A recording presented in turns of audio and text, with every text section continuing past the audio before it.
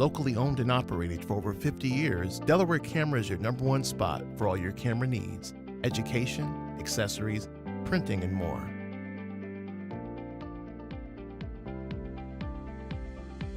Located at 2635 Delaware Avenue in Buffalo. Visit cameraspot.com. Hey, True Believers, welcome to True Believers Tuesday Tech Talks upstairs Delaware Camera. Today's episode, we have, are we on? Okay. Rode microphones. We're going to talk to Ryan from Rode about Rode microphones in general and mobile solutions for microphones. So if you want to use your phone to create content, you want good audio, we're going to tell you how you can kind of make that happen with Rode. So this will be pretty cool. We got Dean here. You've seen Dean on the show before, old Dean, our self-proclaimed video expert. So if you have any video questions, Dean is the guy. We all know some, but Dean is like beyond. Dean's in the world of, he's in the stratosphere as far as video stuff. Oh. So anyway, quick housekeeping. We're rearranging the store. That's why Dean is kind of here. We're doing all sorts of cool stuff, upgrading our video stuff, upgrading rentals. We're doing a lot of good, cool stuff here today. It's going to be cool. We're going to maybe do a new commercial with Will soon, once we get everything rearranged. But as normal, during housekeeping, we have a macro class tomorrow with the f-stops here. Joe Klosick, always doing the classes for us. We have macro this week, tomorrow at 6:30. And tomorrow, or next week, we don't have one next week, but the week after we have, let me just check my notes here. The 26th, we have composition. So if you want to take class composition, go to our website. There's a button there for signing up. If you go to our socials, go to our link tree. There's a link there for doing that as well. So we got the classes. We're rearranging stuff up here. You know what we do? We sell cameras, Fuji, Canon, Nikon, Olympus, Minolta, actually. We have a couple of Minoltas, which is weird, but we'll talk about, if you come in the store, we'll tell you all about that. But you know, we got Sigma, Tamron, Laowa lenses as well. So, and we're building a little section for small rig, gimbals. It's going to be great. Dean is spearheading that as well. We got used cameras, so it's going to be awesome. So, we're going to take a quick break, and then we're going to come back with Ryan from Rode. So, stay tuned for that.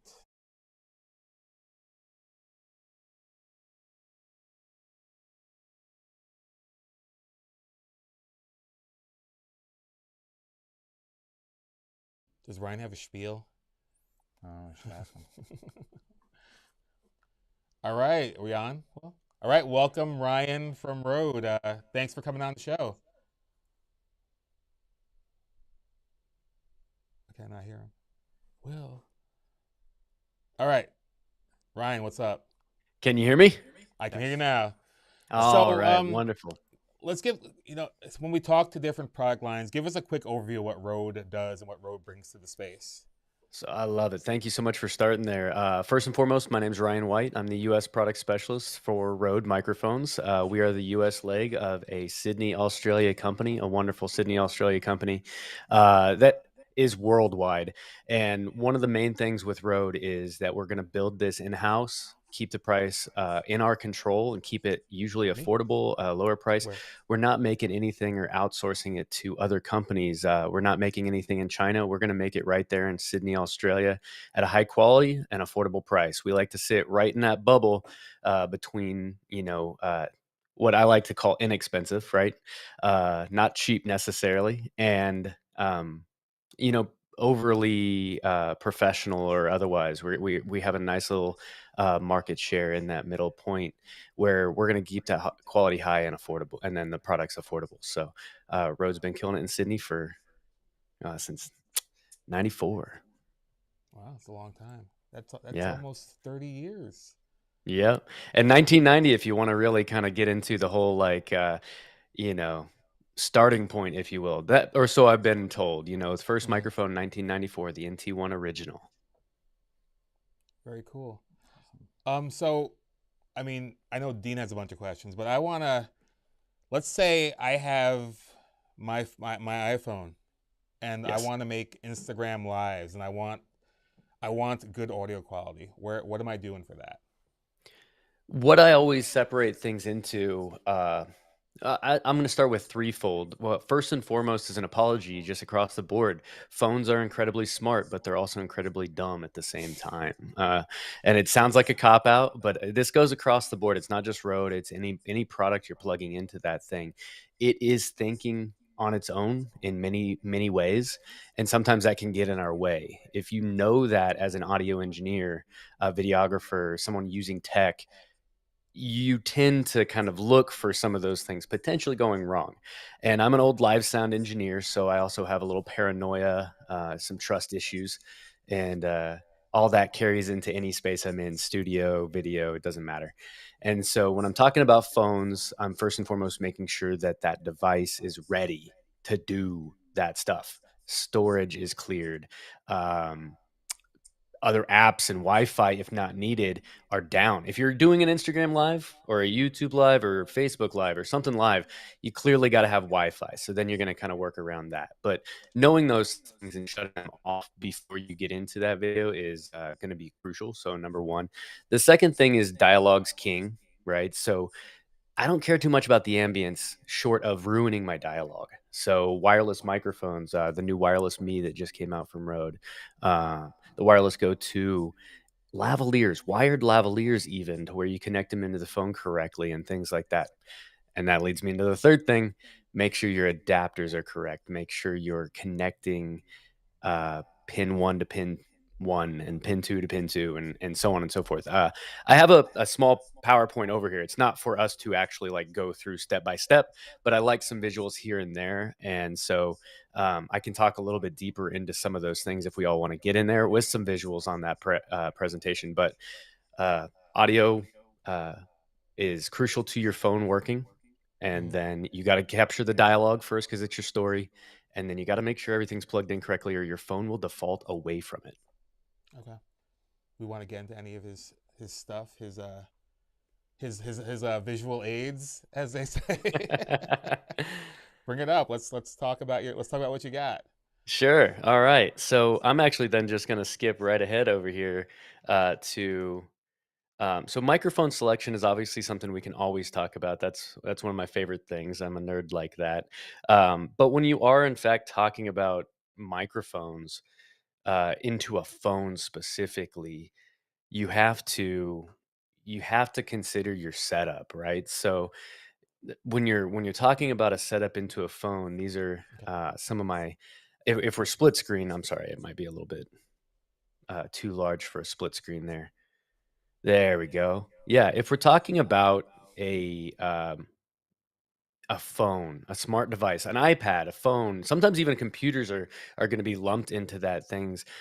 This is where I start people off. It's just kind of my basic steps that I've kind of accrued over 9 years with Rode of how do I get my smart device to play nicely with me, and closing the apps and making sure that any form of processing from your device is being used for solely the job you're doing is number one. So if you got 15 different tabs open running 15 different things, it's going to use up that processing, and therefore your video app and so forth might not be able to do the job nearly as easily. So if you actually then shut those down and then connect your adapters, make sure everything is I like to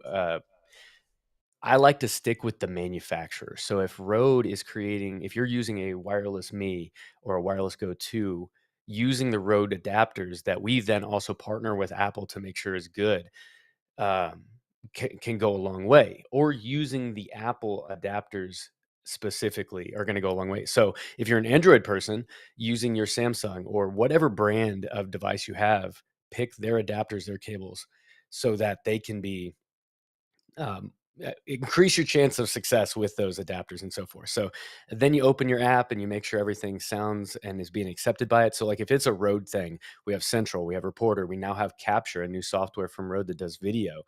It will acknowledge the Rode microphone and say, "Oh, you're using that." And so you already have a singular step that is telling you you're using the external microphone.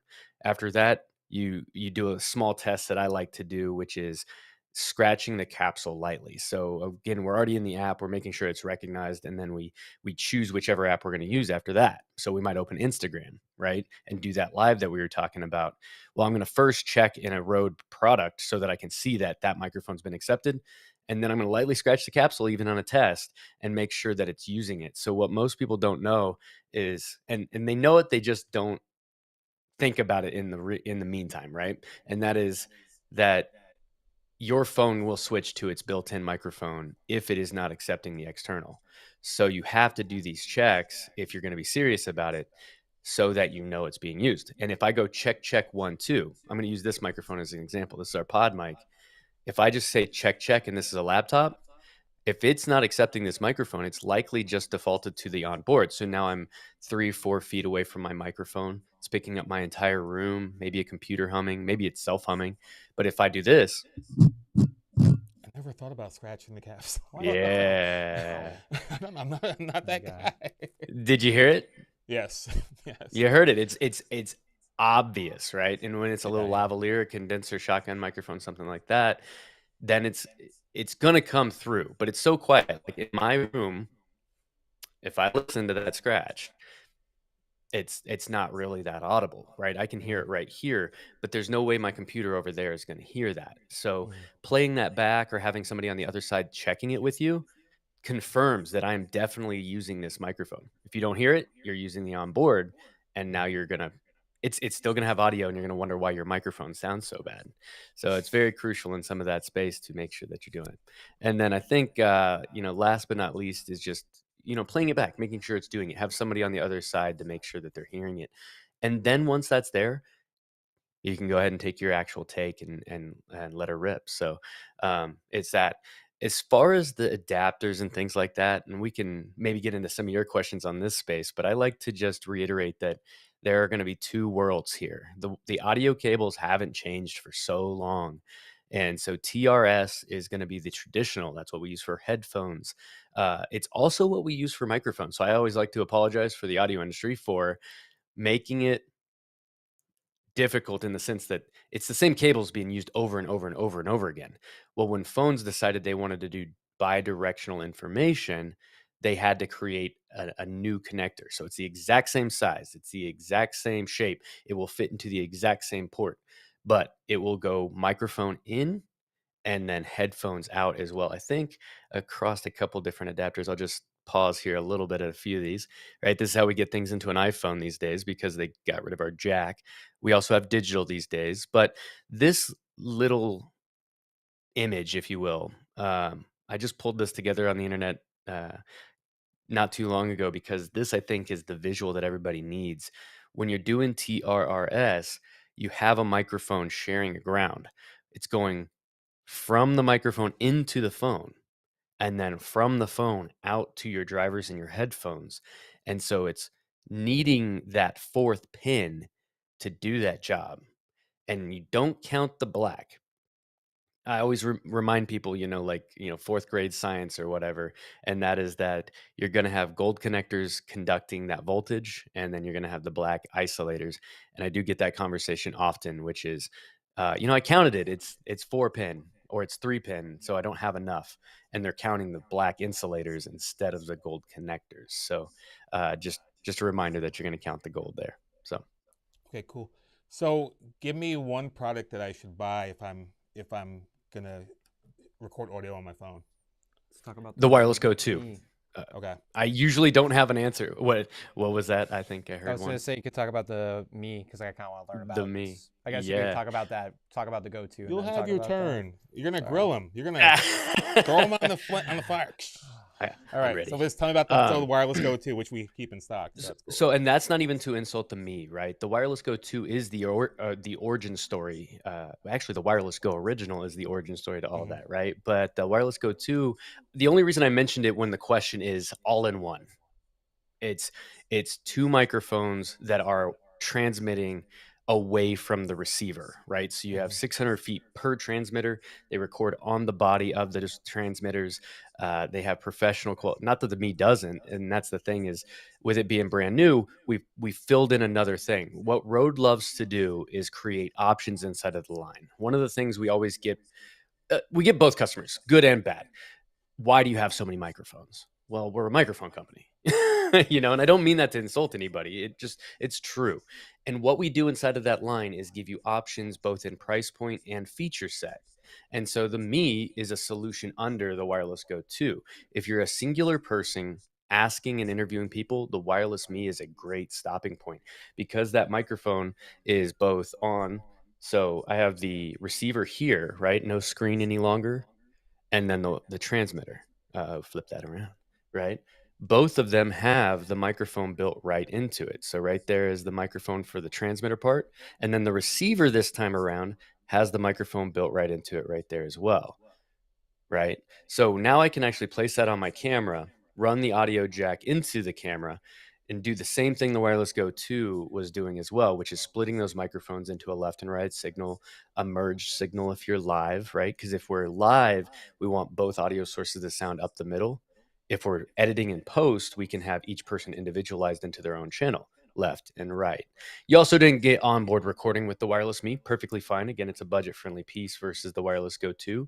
So as far as all-in-one, done, ready to go record with multiple people. The Wireless Go 2 is a great solution there, and plus you have a little bit of redundancy with the onboard recording. It's a USB microphone as well, plenty of range. The good part about the Wireless Me, as far as multiple people, is you're actually going to be able to extend that as well. So not only will the onboard receiver, have a microphone for you behind the camera, you could then add on another transmitter and actually merge those into one. Now, I always got to reiterate that you're going to be combining signals at some point. If you're live, that's never a problem because we've already determined that we're going to merge them anyway.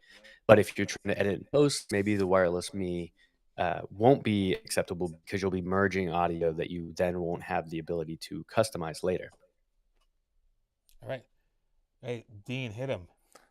Cool. So I came in here. I didn't realize that mobile shooting was the main prompt. So I did kind of just have a lot of questions about your guys' general inventory of items and Bring stuff like it. that because Yeah. I really want us to have that diversity of products that Rode has because Wonderful. you guys make a lot more than wireless mics. I come from a broadcasting background and I just do a lot of freelance sports videography, indoor, outdoor sports. I also occasionally do live events, like local musicians, stuff like that, Yeah. small gigs like that. So Yeah. a You're lot of living in my different, old like, world. I love it. yeah, so a lot of different on-camera audio, experiences from where I come from. So I guess I really was wondering, one, I guess to start, kind of like if we could kind of get into the NTG line, I guess, talk about really the main differences of those mid-range ones, like what information you can tell me about like the different main differences I'm looking for are between like the 3, the 4, and the 5. Because I'm a little confused on why the 3 jumps, but you can wrap that up for me. Timeline. That's it. Oh, okay. It's hilarious, and this all gets into marketing and branding, right? Where you're like, why did we pick that number? But the original, and I don't even know why we went from 3 to 8. So it was 1, 2, 3, and 8. Yeah, Right. So the 8 is what I like to lovingly call the baseball bat. It's the thing that would be at your arena going across the crowd. Like You you're know, shooting at you National know, Geographic in Africa or something yeah, like that. totally. Yeah. I need to get that condor that's 200 yards away. Yeah. And I don't have a parabolic shield. So the 1, 2, and 3, that one's obvious, right? Literally in order. And to sum that line up alone, the 1 was a non-battery, what's called an electret condenser. So budget-friendly condenser technology with no battery. So you had to have phantom power. The 2, for I think $30 more, add a battery, right? So if you needed that backup and power, which would also add about 3 inches of length, right? Because it's funny to think about, but we actually get calls about, why is it so long? Well, it adds a battery. Well, okay, how do I make it shorter? Well, you get a 1, and battery's gone, but you have to have phantom power. Remember that thing I was telling you about Rode lineup being a choice and feature set, right? They the 1 and 2 have roll-offs. There's, as far as feature set on the microphone, there's not much going on there, right? It's a what I like to call a frillless microphone, right? There's no frills. It's got a roll off, and that will help you get rid of some of the motion or rumble in an affordable microphone. That's not to say that just affordable microphones have rumble, but it's when you talk about affordable microphones, you're usually talking about people who don't have a bunch of options in the line because they're on a budget or something like that. So we give a roll off so that you can also capture better audio at a budget.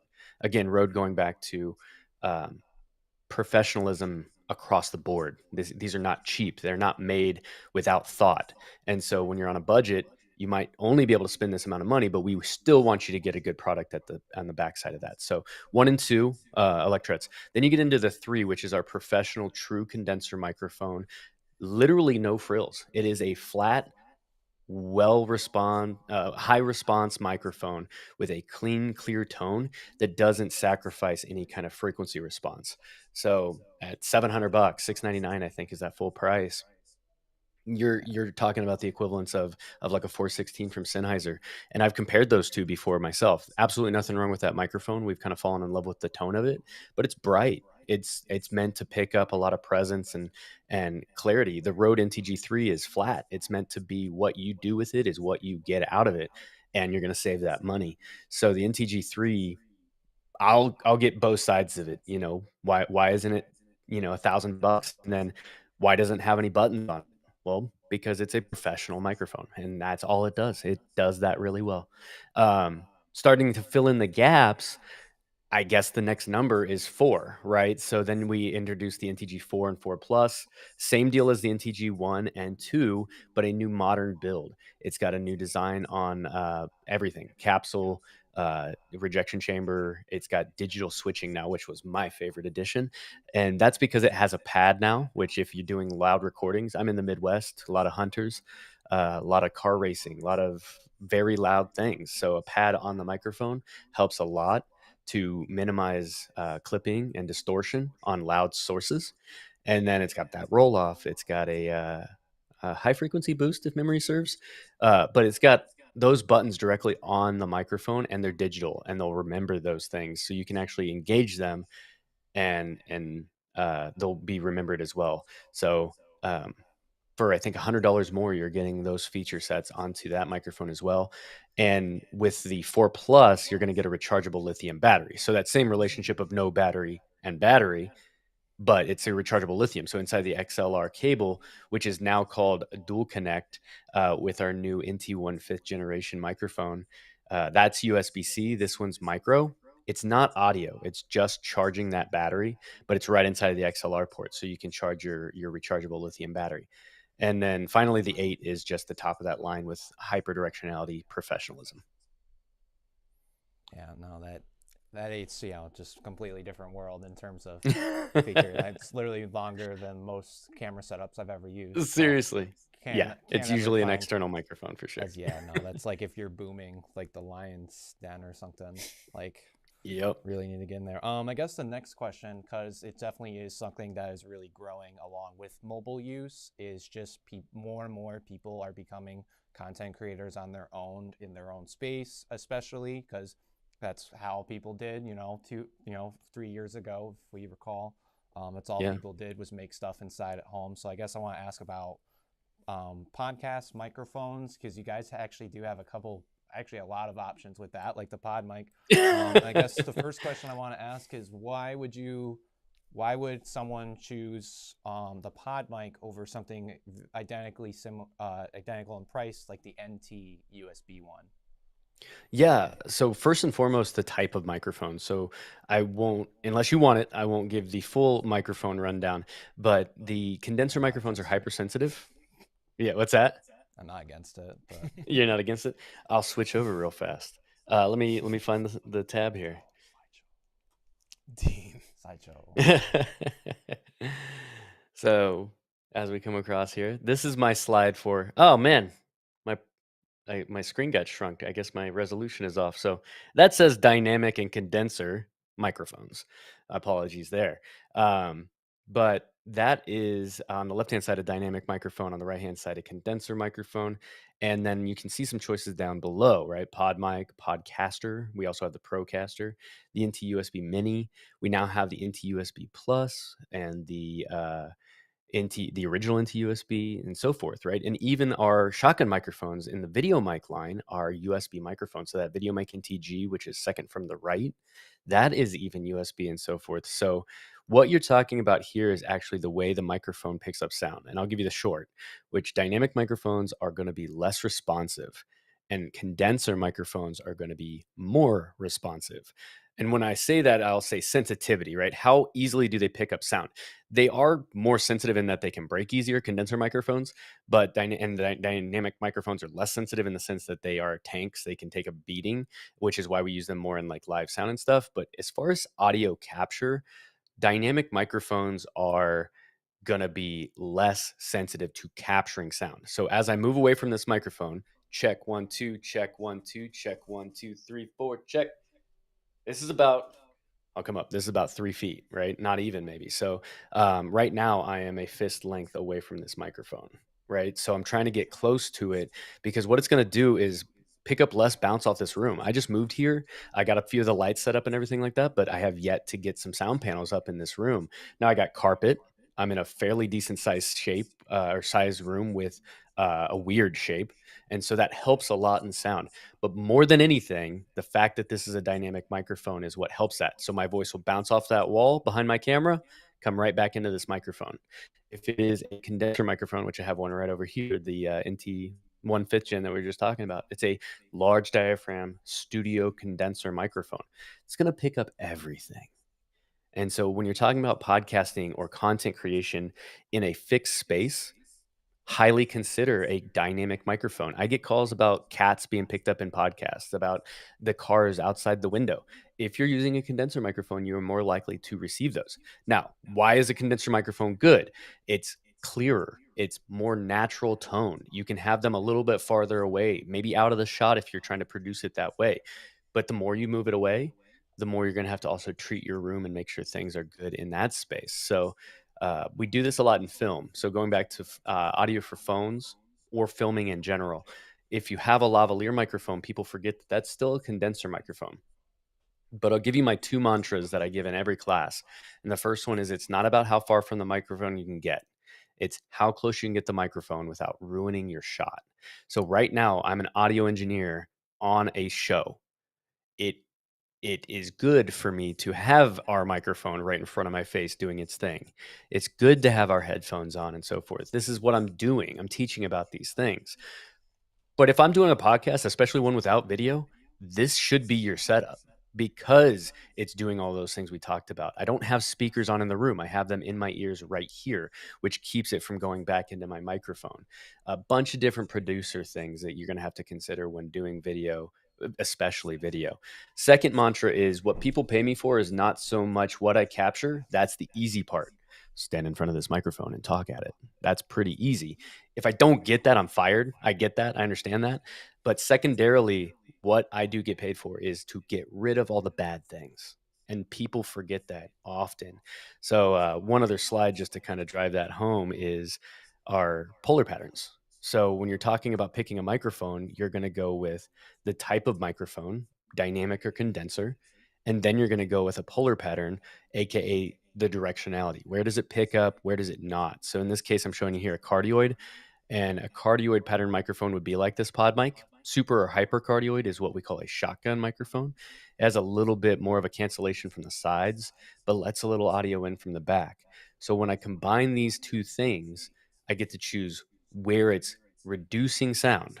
So behind this pod mic is where it reduces sound. Where I am is in front of it, obviously. But as I move around it, it will actually reduce the sound as well. So as I move around, probably having a little trouble hearing me now, right? So it's going to significantly drop that sound. So when I choose dynamic and a polar pattern like cardioid, I'm reducing a lot of the problems that might be in my room. Cool. Yeah, thank you for that. Yeah, you're welcome. I'm trying Thanks to for letting me think. talk about it. I could talk about Oh that yeah, all day. absolutely. Yeah. I guess some other question. What else am I thinking? I guess so. That's probably for that's probably the best starting direction you would recommend people going is that kind of microphone for content creation, especially if they're like talking themselves or doing If it's podcasts. podcast broadcast style content, right? I'm on a YouTube channel sitting like I am right now, 100% every single time.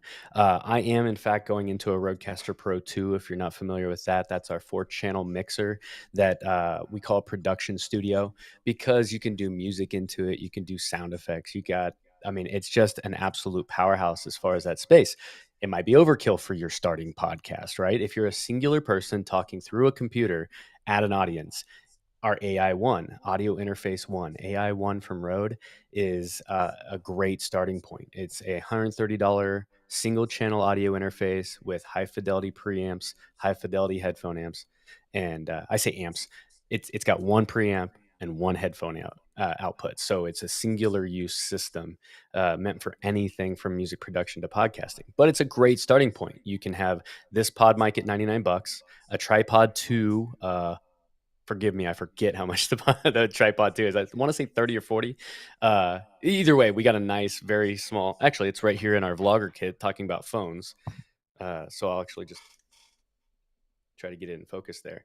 This is the tripod 2, and you can buy it a la carte or in our vlogger kit, which holds your phone, and then of course comes with this is the universal, so it comes with a micro, the Rode Video Micro, and just that, and you don't need the boom arm necessarily. The boom arm's a great addition to get it off of your table or farther away from you on uh, you know uh,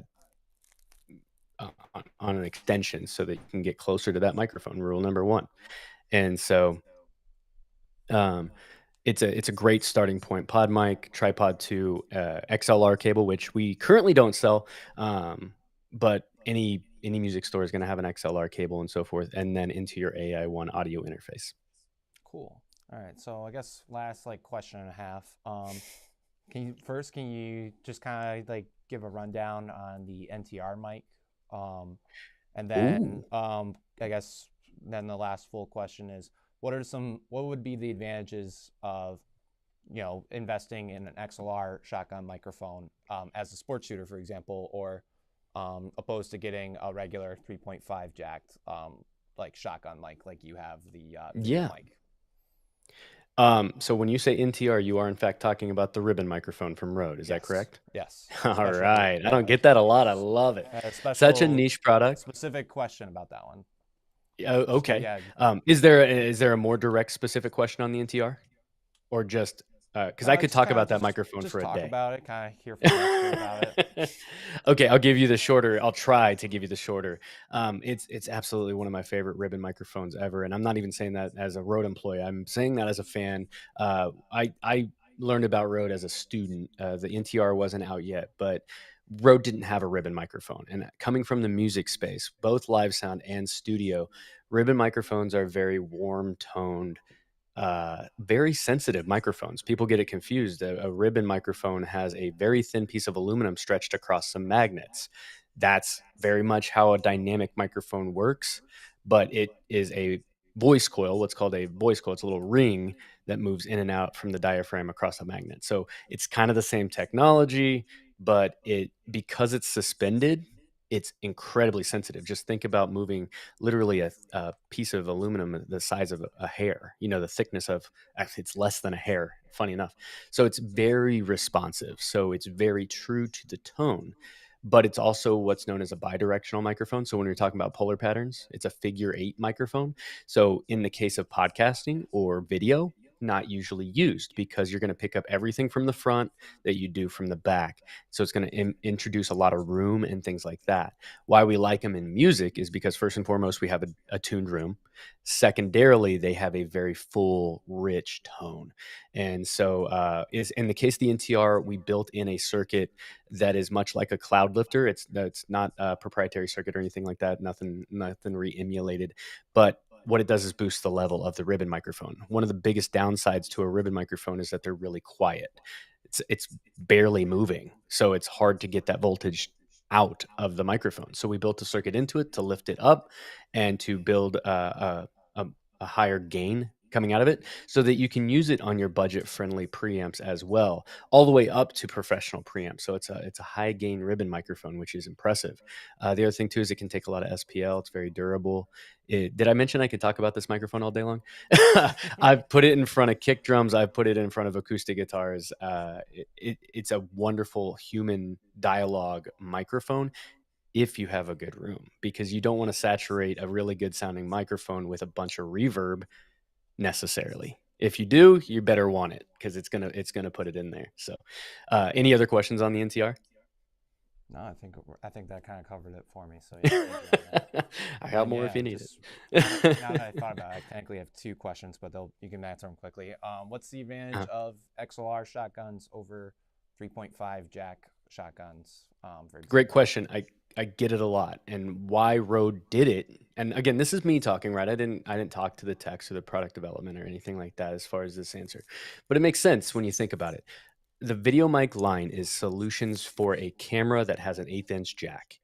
XLR microphones are meant for cameras and or external recorders with XLR jacks. So first and foremost, it's just about that connectivity that we're showing in phone cables and adapters and things like that. So if I have a camera with an 1/8 inch, it wouldn't necessarily be wise. I know a lot of people do it, and please test it out. If it works for you, that's fine. But I also want to reiterate that you're dumbing down a professional signal. That, remember the NTG3, right? It's a no frill microphone. Its frill is literally high fidelity audio that is accurate. If you take that and dumb it down into an 1/8-inch consumer level jack, you're doing a couple different things to ruin that signal. You're making it unbalanced versus balanced. If you want to know what that is, let me know. I'll be happy to tell you. But you're then also depending on the camera preamps instead of a high fidelity preamp. So you're taking a high fidelity product and simplifying it down into I'm not insulting cameras whatsoever. They'll be the first to tell you. I've had this conversation with many brands. I'm using a Lumix right now. When I take that out on the road, I put a Video Mic Pro Plus. Now the Video Mic NTG is my favorite. It's not. It's just about feature set, but it's an 1/8-inch jack coming out of it, and that's what my camera's asking for. So that's what I use. It's as simple as that. When you talk about XLR, you want to keep it at XLR and keep it at that high professionalism that it is. And then if you are going into a what I like to call a prosumer product, right? Because it's using a few consumer-based levels like an 1/8-inch jack, a professional setup. And so Rode also built a lot of preamps into their microphones, like the Pro Plus NTG, uh, where you can actually change the gain from the microphone itself instead of depending on the camera. So the technique is lower the camera down to like 1. You still have to like pass audio, but then boost the microphone up to full volume. And then you're going to actually fine tune the camera to the microphone instead of the other way around. So just to drive that home as far as XLR in the 1/8-inch, your XLR microphone doesn't have a preamp. It's just a pure microphone. So when you run that into the camera, now you're going to boost that camera, which has a lower quality preamp, up to 75%, whatever you might need for that particular sound. And that's now fully dependent on the prosumer level 1/8-inch jack, which is not recommended if you can avoid it. Yeah, cool. Thank you. And then last question I have, I guess, is covering live events, especially like smaller venues, for say when they're blasting the music, and then the artist is Yeah. going to talk for 2 minutes over nothing. Uh-huh. Like, what's a good like omnidirectional microphone in Rode that you would recommend? Me, I guess, someone that's I would not. you would not. That's Yeah, probably just not the don't answer you were record hoping audio. for. Just use the song over the edit like usual. Yeah. Hey, there we go. Okay, I was gonna throw it back at you, right? Like I've been in the hot seat, so I was gonna make you the hot seat. So where's the best sound in a live venue? Where's the best sound? Probably the monitor amp or the monitor by the artist. So like No. usually would Okay, either so like let me soundboard. again. I apologize for calling you out. You didn't expect this. All of the No, it's sound fine. on stage usually runs to a singular place. Where's that place? Soundboard. The soundboard. If I can pull everything from the soundboard, it's coming from the soundboard. Remember rule number 1. It's all about proximity. The closer I can get to the source, the better. So you're absolutely correct. If I wanted and could, if all I had was to take one like external recorder and put it in front of a speaker, I can do that. and will be 1,000 times better than an omnidirectional microphone back in the room. And then I'll end it with this. The best scenario is all of the above. You're going to literally want to get strategic with it. And I know you're an individual shooter possibly, and you can't leave things around because they'll get stolen. That's very true. So you got to do a little pre-production and figure out what you're going to do. On your camera, I love the Stereo Video Mic Pro or the Stereo Video Mic X because it's going to get a left-right, emulating the way that we hear as humans. So even then, I'm not doing an Omni, only because I want a little cancellation of me.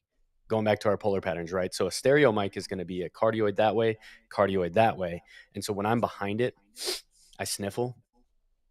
I don't pick it up as much as an omnidirectional microphone. So if you're using your onboard mic or an omnidirectional microphone on your camera, you're going to pick that up easily because it's amplified just as much behind it as it is in front of it.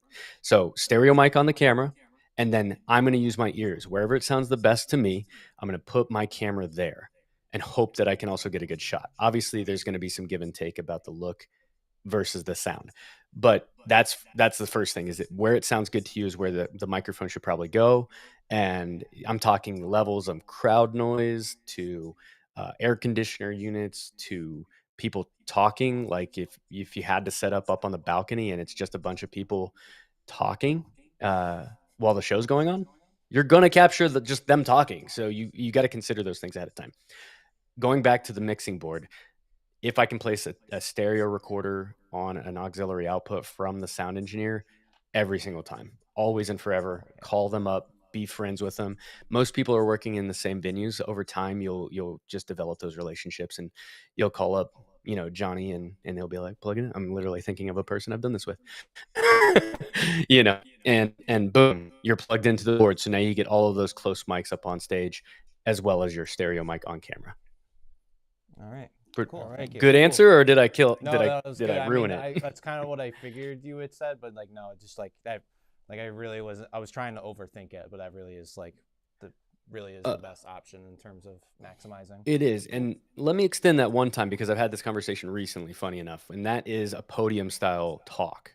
Well, I don't have access to this system. Would you throw a lavalier on a person? Yes, absolutely. I've literally set down a wireless Go 2 transmitter on the podium, with I put a little coaster underneath it, so a little bit of separation in case somebody hit the desk, hit the podium.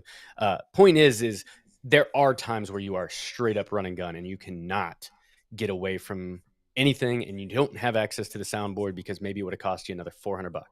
And if that's the case, just strategically place a microphone as close as humanly possible. If you can obviously put it on the speaker, the person. If you have to plant it as a plant microphone, as they're literally called, then plant that microphone, and then make sure that's coming to your audio for your video if you have no other choice. Very cool. Cool. Thank you, man. Appreciate it. Yeah. Thank you for no problem. coming on today, Ryan, and telling us. Thank you for having me. So much stuff about Rode microphones. This was truly a tech talk. I hope I didn't over great. inundate anyone. It was great. It was really cool. We appreciate you coming on. It took a long time for us to get you on, but we really appreciate you coming on and telling us about I'm glad we could make it happen, guys. I need to stuff. get back out to Buffalo. Awesome. That'd be great. You are Yeah. welcome here anytime. Anytime. All right. All right. Thank you. Thank you. You just cut him off. You said thank you. We just saluted like the same Are we still on? way. Yeah. All right. Thanks for coming on. Thanks for watching this Tuesday Tech Talk. If you like this, like, share, subscribe, tell 3 friends, and have them tell a couple of other friends. And we will see you next week for our next show. Thanks. Peace. Locally owned and operated for over 50 years, Delaware Camera is your #1 spot for all your camera needs: education, accessories, printing, and more.